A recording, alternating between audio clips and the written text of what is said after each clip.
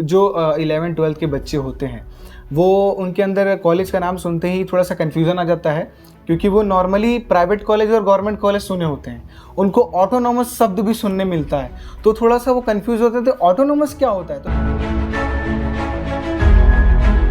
बच्चों के जो कॉम्पिटिटिव एग्ज़ाम्स हैं, चाहे वो यूपीएससी हो, पीएससी हो, नेट हो, सेट हो, इसके लिए ऑटोनॉमस कॉलेज में पढ़ने में ज़्यादा फ़ायदा है बनस्बत दूसरे कॉलेजेस के। तो जिले के जो 4 कॉलेज को सेलेक्ट किया गया है, चयन किया गया है कि उनको ऑटोनॉमस करने वाले हैं, तो सर वहाँ पर जो पढ़ रहे विद्यार्थी है उनको क्या फ़ायदा होने वाला है ऑटोनॉमस करने से और क्या नुकसान होने वाला है, दोनों बता दीजिए। अब तो पेपर हमारे कॉलेज में बनेगा, तो कुछ सेटिंग हो जाए। तो हम लोगों ने ऐसा सिलेबस बनाया जिससे कि बच्चों को फ़ायदा हो। तो सर जैसे एक नॉर्मल कॉलेज है और फिर वो ऑटोनॉमस हो जाती है, तो ऑटोनॉमस कॉलेज और नॉर्मल कॉलेज की जो कार्य प्रणाली है उसमें क्या क्या बदलाव आ जाते हैं? अब बच्चा ये नहीं है कि घूमते फिरो, दादागिरी भी करो और सारी काम करो और उसके बाद मालूम दिया एग्जामिनेशन में चीटिंग मारकर पास हो जाओ, उससे अब कोई फ़ायदा लाभ मिलने वाला नहीं।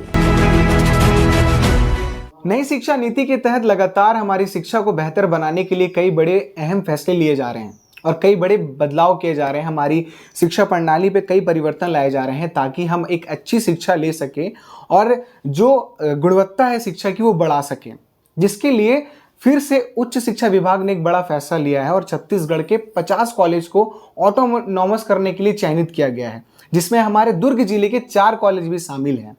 पहला जो हमारा जो कॉलेज था जो ऑटोनॉमस हुआ दुर्ग जिले का, वो था साइंस कॉलेज, जिसे आप सब जानते हैं। उसके बाद 4 कॉलेज को लिया गया, जिसमें दुर्ग के गर्ल्स कॉलेज और उसके बाद वैशाली नगर से, भिलाई के वैशाली नगर से इंदिरा गांधी कॉलेज को, उतई को और भिलाई 3 के कॉलेज को शामिल किया गया है ऑटोनॉमस करने के लिए। क्यों किया गया है, क्यों लिया ये अहम फैसला? छत्तीसगढ़ के 50 कॉलेज को ऑटोनॉमस करने का फैसला कितना बड़ा हो सकता है और इससे क्या लाभ हो सकता है विद्यार्थियों के लिए, ये भी हम जानेंगे। और इस पे अच्छे से बातचीत करने के लिए कि ऑटोनॉमस भी क्या होता है, क्योंकि कई विद्यार्थियों को ये संशय रहता है कि ऑटोनॉमस क्या होता है। हम तो नॉर्मली गवर्नमेंट या प्राइवेट कॉलेज सुनते हैं, ये ऑटोनॉमस कॉलेज क्या होता है? तो इस सब सारी चीज़ों पे एक अच्छे से बात करने के लिए, सारे डिटेल लेने के लिए हमारे साथ जुड़ रहे हैं साइंस कॉलेज के प्रोफेसर रहे, ओपी शर्मा कॉलेज के प्रिंसिपल रहे, हमारे साथ डॉक्टर अरविंद शुक्ला जी हैं। आपका बहुत बहुत शुक्रिया सर हमसे बातचीत करने के लिए। धन्यवाद फैजान भाई, पूछिए क्या पूछना है ऑटोनॉमस के बारे में। जी सर, मैं सबसे पहले आपसे यही सवाल करना चाहूँगा कि जो 11th-12th के बच्चे होते हैं वो उनके अंदर कॉलेज का नाम सुनते ही थोड़ा सा कन्फ्यूज़न आ जाता है, क्योंकि वो नॉर्मली प्राइवेट कॉलेज और गवर्नमेंट कॉलेज सुने होते हैं। उनको ऑटोनॉमस शब्द भी सुनने मिलता है, तो थोड़ा सा वो कन्फ्यूज़ होते हैं। तो ऑटोनॉमस क्या होता है? तो सर थोड़ा पहले ये क्लियर करिए कि ऑटोनॉमस क्या होता है। ऑटोनॉमस कॉलेज जो है वो यूजीसी के नीति के तहत, जब यूजीसी बना था उसी के बाद ही ये सोच विचार किया जाने लगा कि भाई हम यूनिवर्सिटी से के ऊपर ज़्यादा बोझ न डालकर कुछ ऐसे कॉलेजेस का चयन करें, चाहे वो प्राइवेट हो चाहे वो गवर्नमेंट के हों, जिनके ऊपर हम कुछ भार डालें, जिससे कि यूनिवर्सिटी का भार जो है वो कम हो। उसमें जो काम है वो ये कि आप अपना एग्ज़ाम लें, आप पेपर सेट कराएं, आप कॉपी चेक कराएं, लेकिन डिग्री जो है वो यूनिवर्सिटी देगी। ऐसे कॉलेजेस जो अपने आप में सक्षम थे, ऐसे कॉलेज जिसमें तीनों फैकल्टी चल रही थी, साइंस, आर्ट्स और कॉमर्स, उसमें एमए, पोस्ट ग्रेजुएट और ग्रेजुएट दोनों चल रहे थे, वैसे कॉलेजेस जिनका नाम थोड़ा सा अपने एरिया में था, उनको उन्होंने स्वायत्तता देने की बात की, ऑटोनॉमस बनाने की बात की और ऐसे कॉलेजेस को बनाया। तो हमारा जो वीवाईटी कॉलेज है, जिसको पहले साइंस कॉलेज के नाम से जाना जाता था, मध्य प्रदेश के समय में 90 के दशक में इसको स्वशासी बनाया गया, ऑटोनॉमस बनाया गया। तब उस समय केवल एमए के या पोस्ट ग्रेजुएट में ही इसको लागू किया गया जी। और इसके लिए उन्होंने कहा कि हम हर साल आके 5 साल में इसको रिव्यू करेंगे, देखेंगे इसको कि सही चल रहा है कि नहीं चल रहा है और उसके आगे फिर बढ़ा देंगे। और उसके बाद अगर 10 साल तक अगर आप अच्छी तरह से काम कर लेते हैं तो फिर वो रेगुलर आप ऑटोनॉमस हो जाएंगे और आप फिर अपना काम करते रहेंगे। तो हमारा कॉलेज जो था वो 90 के दशक से लेके आज तक ऑटोनॉमस रहा है और आगे भी रहेगा, ऐसा उम्मीद हम करते हैं, क्योंकि ये पॉलिसी बहुत अच्छी है। इससे बच्चों का बहुत लाभ होगा और बच्चों के जो कॉम्पिटिटिव एग्ज़ाम्स हैं, चाहे वो यूपीएससी हो, पीएससी हो, नेट हो, सेट हो, इसके लिए ऑटोनॉमस कॉलेज में पढ़ने में ज़्यादा फ़ायदा है बनस्बत दूसरे कॉलेजेस के। जी। मैं ये पूछना चाह रहा हूँ सर कि ऑटोनॉमस कॉलेज जो बनाया जा रहा है, अब दुर्ग जिले के 4 और शामिल हो जाएंगे इसमें।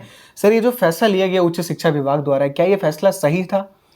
नहीं, फैसला तो सही है, लेकिन समस्या कि आप उनको वो पूरे सुविधाएं दें जी जो सुविधाएं एक ऑटोनॉमस कॉलेज को चाहिए। जी ये पूरा काम यूनिवर्सिटी जैसा है। यूनिवर्सिटी में आप रजिस्ट्रार और असिस्टेंट रजिस्ट्रार और पूरा स्टाफ और पूरा वो सब काम का यही काम करता है जो काम ऑटोनॉमस वाले करते हैं। पेपर सेटिंग, पेपर चेक कराना, रिजल्ट घोषित करना, उसके बाद सिलेबस बनाना, ये सारा काम यूनिवर्सिटी भी करती है, ये सारा काम ऑटोनॉमस कॉलेज भी करता है। तो अगर आप ये सारा काम एक कॉलेज को दे रहे हैं तो नीति बहुत अच्छी है, नीति में कोई खराबी नहीं है, लेकिन आप उसके साथ साथ उन कॉलेजेस को वो सुविधाएं भी प्रोवाइड कीजिए जो सुविधाएं उनको चाहिए ऑटोनॉमस के लिए। जैसे फॉर एग्जांपल क्लासेस नहीं है, क्लासेस होना ज़रूरी है। और अभी तो पहले तो कोई प्रॉब्लम नहीं थी उतनी ज़्यादा, अभी कॉलेजेस के में क्लासेस बहुत कम हो गए। क्यों? क्योंकि आपने सेमेस्टर सिस्टम कर दिया, उसके साथ साथ बच्चों का जो एडमिशन्स हैं उसको बहुत बढ़ा दिया। 300 400 बच्चे, 450 बच्चे जो हैं वो अगर आप एडमिट करोगे, 300 बच्चे एडमिट करोगे तो उनके लिए 3 क्लासेस चाहिए, ABC 3 क्लासेस।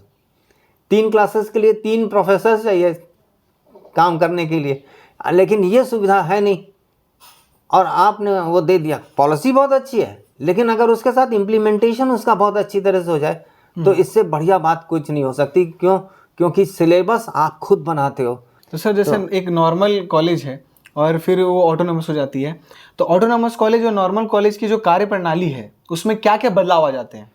देखिए, प्राइवेट जो ऑटोनॉमस कॉलेज है उसको वो स्वायत्त है, अपने आप में सक्षम है, वो अपने एग्ज़ाम्स, अपने पेपर चेकिंग, अपनी सेटिंग, अपने सिलेबस सब खुद तैयार करता है। जी जबकि जो ऑटोनॉमस कॉलेज नहीं है वो यूनिवर्सिटी पर डिपेंड कर रहते हैं, विश्वविद्यालय पर, कि विश्वविद्यालय का जो सिलेबस होगा वही पढ़ाना है। एग्ज़ाम लेगा विश्वविद्यालय, कॉपी चेक कराएगा विश्वविद्यालय, इनको कोई लेना देना नहीं है उससे। तो सर, जैसे कि कोई बहुत सारे बच्चों के मन में ये रहता है कि ऑटोनॉमस से वो डर जाते हैं कि टीचर्स ही खुद पेपर सेट करेंगे, कहीं कुछ ऐसा क्वेश्चन ना डाल दे कि सारे बच्चे का जो रिजल्ट है वो फेल वाला आ जाए। तो इसका जो डर है बच्चों के अंदर कि अब तो पेपर सर ही सेट करेंगे, टीचर्स हमारे कॉलेज के वो करेंगे। और कुछ बच्चों के लिए ये भी रहता है, खुशी का भी ये रहता है कि हमारे टीचर्स तो हैं, कोई अच्छा पेपर सेट कर लेंगे तो निकल जाएंगे। देखिए, ये तो यूनिवर्सिटी में भी होता है। कोई भी प्रोफेसर जो है वो ये नहीं चाहता कि उसका बच्चा जो है वो आगे ना बढ़े। कोई भी टीचर ये नहीं चाहता, कोई भी प्रोफेसर ये नहीं चाहता कि अब वो अपने बच्चे को फेल कर दे, वो कितना ही बदमाश क्यों ना हो। लेकिन जनरली मतलब ये कि 95% टीचर्स यही चाहते हैं कि बच्चा जो है वो कुछ सीखे और आगे जाकर अपने जीवन में कुछ कार्य अच्छा ऐसा करे जो देश के लिए फ़ायदेमंद हो। तो वो कभी इस तरह की बात नहीं सोचता कि हम फेल कर देंगे, हम उसको आगे नहीं बढ़ने दें, ऐसा सोचता नहीं है। अब बच्चा खुद आगे नहीं पढ़ना चाहे वो बात दूसरी है, लेकिन ऐसा नहीं होता। तो वो वाली जो बात है कि अब तो पेपर हमारे कॉलेज में बनेगा तो कुछ सेटिंग हो जाए, नहीं, वैसा होता नहीं है, क्योंकि उसके लिए एक प्रकोष्ठ होता है जो कॉन्फिडेंशियल होता है। आप उसमें घुस भी नहीं सकते उस जगह। जो ऑटोनॉमस सेल होता है जी उसमें आप घुस भी नहीं सकते, और उनको ये पता ही नहीं रहता कि पेपर किसने सेट किया, कौन सेट करता है।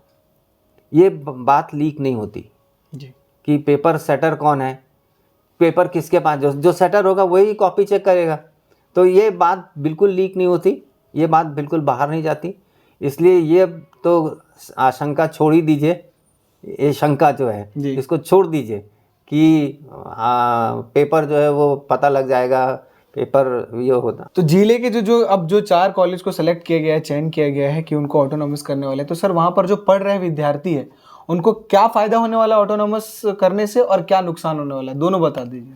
फ़ायदा तो ये होगा कि जो सिलेबस जो है वो ऐसा बनेगा, क्योंकि सिलेबस वो खुद बनाएंगे, जी। तो जनरली ऐसा बनाते हैं जिससे कि वो उन बच्चों को फ़ायदा हो, जिससे वो कॉम्पिटिटिव एग्ज़ाम्स को क्रैक कर सकें।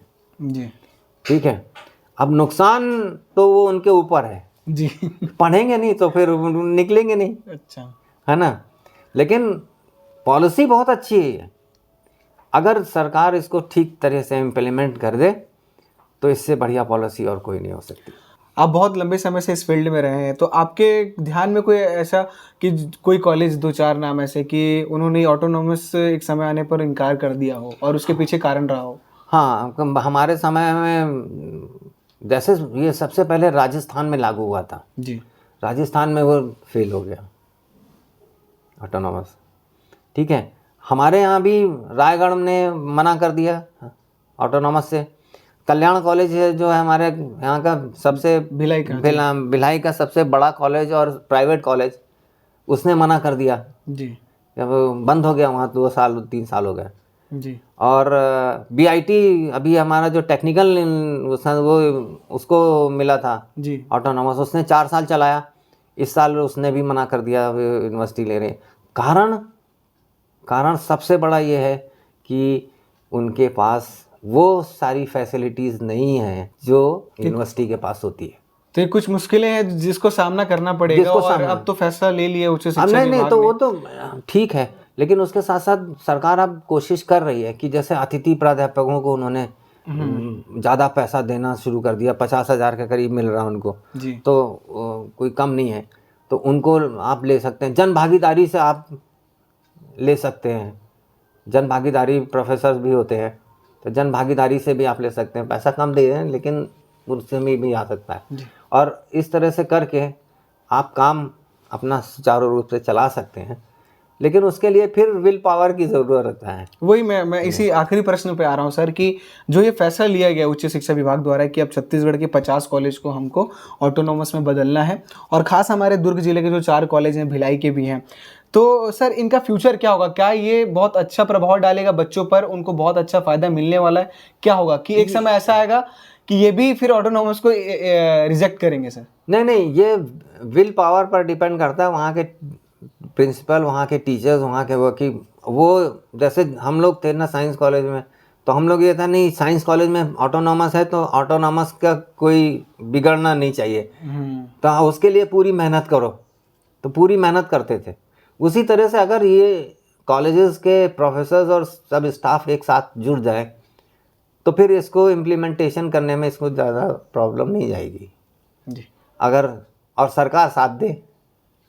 ठीक, बहुत बहुत शुक्रिया हमसे इस महत्वपूर्ण बिंदुओं पे अच्छे से बात करने के लिए और जानकारी देने के लिए। कई बच्चों लोगों को संशय रहता है कि ऑटोनॉमस क्या चीज़ होती है, तो वो शायद इस वीडियो से देख के समझ पाए और उनको आसानी पैदा हो कि अब जो 12th और के बच्चे हैं जो कॉलेज जाने वाले हैं उनको थोड़ा सा आसानी हो जाए। उन्हें वो तो बेचारे बिल्कुल ज्वाइन करें, मैं तो कह रहा हूँ ऑटोनॉमी ज्वाइन करें, जिससे कि उनका भविष्य जो है वो सुधरे आगे।